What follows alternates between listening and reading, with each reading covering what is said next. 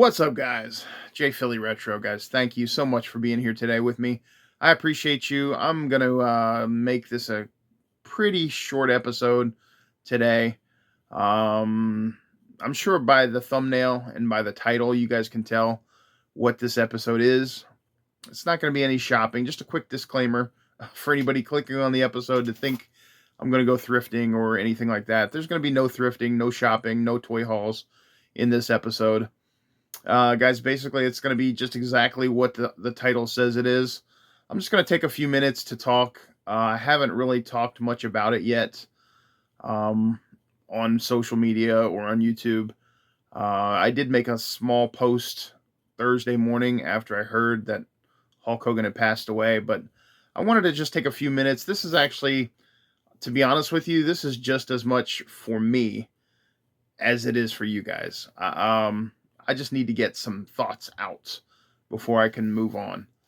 And I know that sounds serious and, cryptic or whatever. That has nothing, I just need to process some things. It's taken me a couple days to process the heaviness of the situation. Because, we've all got our own lives that we deal with, our own problems, things like that. So, life has been kind of crappy for me lately. And I just didn't want to deal with thinking about my hero, my childhood hero, Hulk Hogan, is gone. He's gone. I'm never going to see him on TV again, like live, coming out to his music. Never going to get to meet him. I always wanted to meet him. I always wanted to maybe go to a store one day or go to a signing, there's beer signings or whatever. Never got a chance to get to one of those or go anywhere to meet him in person, unfortunately. So I'm never going to get to do that. But yeah, so I know a lot of you guys that actually care about this stuff. You've probably had your fill already. Like I said, it's been a couple days since he passed away. And it took me a couple days to feel up to talking about this. So I totally understand if this is not something you guys want to watch. I'm totally expecting the views. I really don't even care about the views to my videos, honestly, but I'm totally expecting the views to this video to be very low.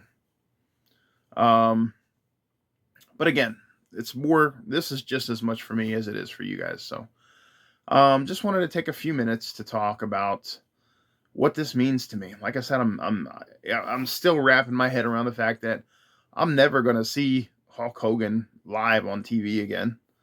I'm never going to see Hulk Hogan in real life. Never going to meet him.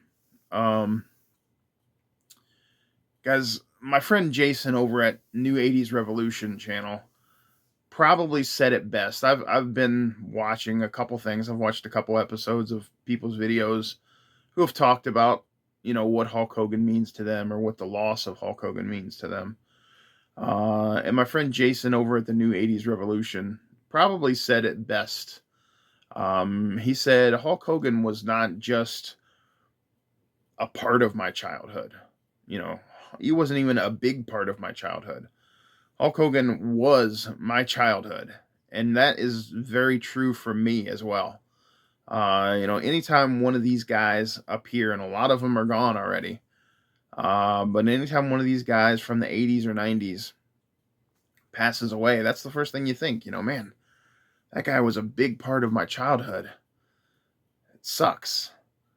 But with Hulk Hogan, man, he was so much larger than life. In the 80s, kids my age, we wanted not only to be like Hulk Hogan, we wanted to be Hulk Hogan, man. That's why we had the Hulk Hogan workout set. I had, and people ask me a lot of times, what's your one grail toy that you would love to have? It's not even a toy, honestly. My grail piece that I would love to have again, completed, would be the Hulk Hogan Hulkamania workout set with the dumbbells, the blue dumbbells, the bandana, the cassette tape, the poster. I had all that when I was a little kid. I wanted to be Hulk Hogan when I was a kid, guys. We dressed up like Hulk Hogan. We played wrestling with our friends, and I was always Hulk Hogan. You know, um, Hulk Hogan was my life. I had a pretty good childhood, guys. A lot of times, when people escape into imaginary worlds as a kid, it's to escape things that are going on in your life or your parents' craziness or whatever. That wasn't really the case for me. My mom and dad were married and are still married, so there wasn't really a lot of craziness like that, divorce or anything like that. Um, my dad worked his butt off for years and years and years so that me and my sister could have a good life. My dad worked 10, 12 hours a day, 6 days a week, so that my sister and I could, not only have what we needed, but pretty much anything we wanted as far as, toys and whatever. So we never went without. We had plenty of toys. So it wasn't anything like that, but it was just like for me, it was just a love of professional wrestling. I first watched professional wrestling. I can remember the first time I watched wrestling was probably when I was 4 or 5 years old, and I was at my grandma's house. My grandma loved wrestling, and only she watched like the Mid South and the NWA. I can remember watching Hulk Hogan. I mean, not Hulk Hogan. I can remember watching Ric Flair, Dusty Rhodes, the Junkyard Dog. Um, I remember watching the Great Kabuki. I was scared of the Great Kabuki when he would spew his green mist. The Missing Link, like all those guys back in the early '80s. I remember all of them. That was my first exposure to wrestling. Was my grandma, and I was amazed and consumed by it instantly. But the first time I remember watching Hulk Hogan was 1984, Madison Square Garden. I remember I wasn't there, but I remember being at work with my dad. My dad went to people's houses and did appliance repair jobs. And I remember one night being at somebody's house with my dad, and the people whose house it was, whoever the customer was, we didn't know who it was, but the people that were there were watching wrestling on their TV, and they were watching Hulk Hogan beat the Iron Sheik in Madison Square Garden in January of 1983 to become the world heavyweight champion for the first time. And that was like the start of Hulkamania, the very beginning. And I remember I stood there, like as my dad was fixing their appliance or whatever it was he was doing. I stood there and watched the TV with the people that were watching the TV, the customers that were watching their own TV. I stood there and I watched it with them, and I was like enthralled by what I was seeing. Hulkamania. Like I was like, who is this guy? Like I knew what wrestling was, but I think that was my first exposure to Hulk Hogan or the WWF. So after that, like I wanted to find all about it. I wanted to find out what this was, who these guys were, who this larger than life guy was. And the next thing I can remember was I think the very first Saturday night's main event that I ever watched, which was right before WrestleMania 2, where Hulk Hogan was defending the World Heavyweight Championship against the Magnificent Morocco. And at the end of the match, King Kong Bundy came in and squashed Hulk Hogan and avalanched him over and over and over again and sent him to the hospital. That was the build-up for WrestleMania 2.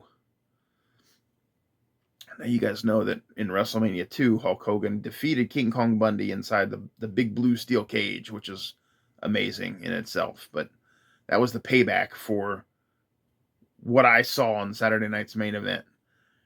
And guys, from that point forward, a couple months before WrestleMania 2, for the next, I don't know, probably until 1999 or 2000, my childhood, my every interest that I had was Hulk Hogan and the WWF. I got all the LJNs. I got the WWF Hulk Hogan stretch wrestler. I had to get the Hasbros when they came out in the early 90s. Guys, I can't even tell you how big of a Hulkamaniac I was. I pretended to be Hulk Hogan. I made myself my own little championship belt. I talked like Hulk Hogan. I walked like Hulk Hogan.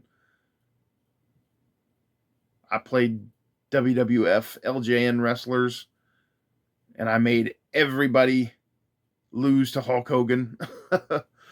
Guys, I even had back here, right here, King Kong Bundy.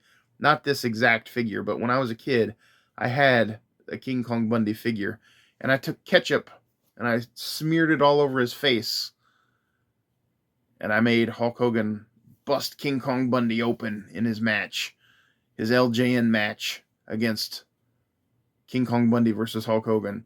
King Kong Bundy got his face busted open, and Hulk Hogan was pounding him with a bloody face. I was crazy.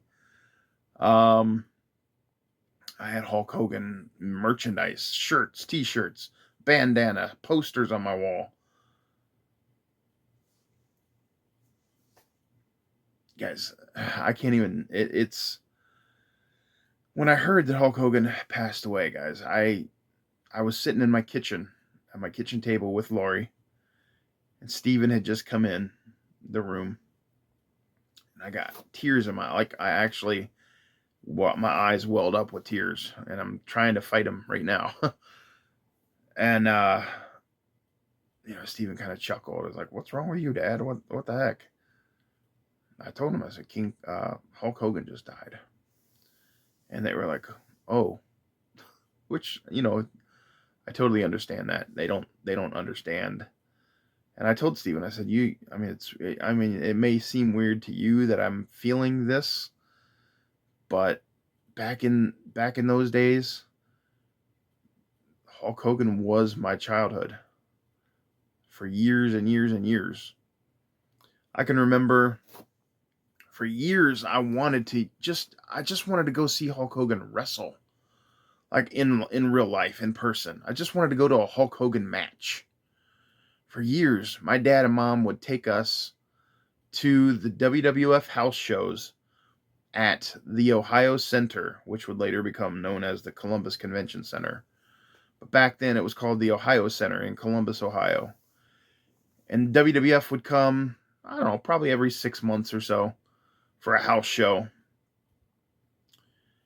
But Hulk Hogan was never on the card. And I would always, I would watch Saturday Morning Wrestling every week, waiting for them to announce WWF is coming back to the Ohio Center in Columbus. And I would pray, please let Hulk Hogan be in the main event this time. Please. I mean, we saw some awesome matches when the WWF came to town back in the 80s.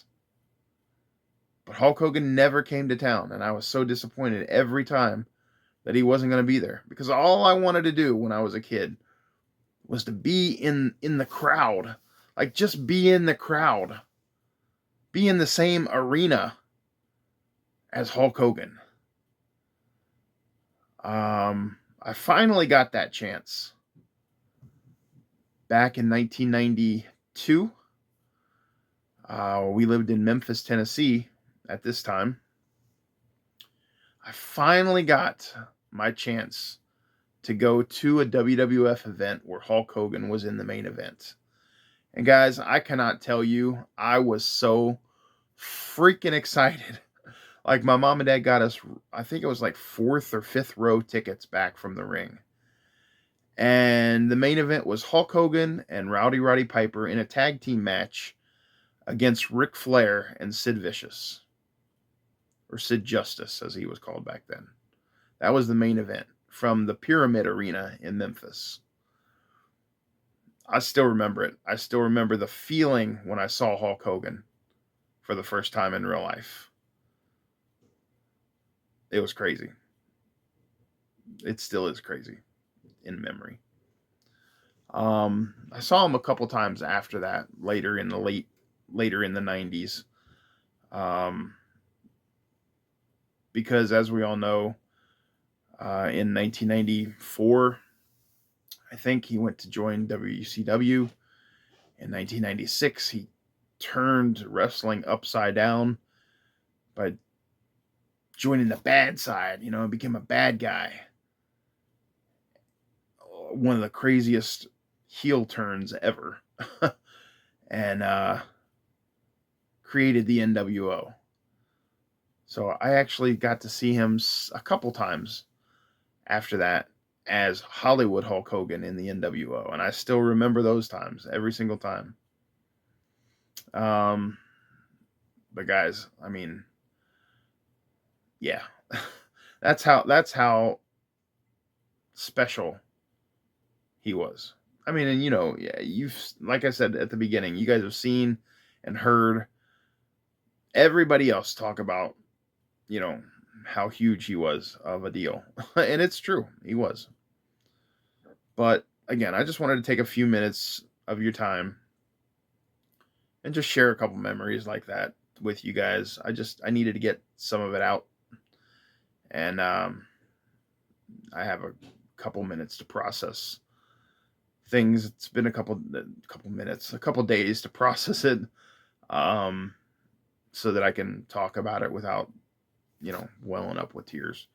My eyes welled up with tears last night as I was watching Friday Night SmackDown, the 10 bell salute and the tribute that they had for him. All the old wrestlers were there crying. Jimmy Hart, man.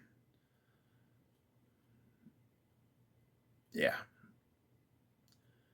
Um, yeah. Hulk Hogan was my childhood, guys. So, anyway, that's about it. I'm not going to take up much more time. I mean, there's 1,000 other things I could say. But, just about, collecting my stuff that I used to have. Just, I don't know. You guys know. If you know me, you know. Thank you guys for watching. Anybody who's stuck around for the last 18 minutes of this, thank you guys for watching. I appreciate it. We'll get back to regular videos here coming up this week. But, yeah. Thanks, guys. I'll see you guys later.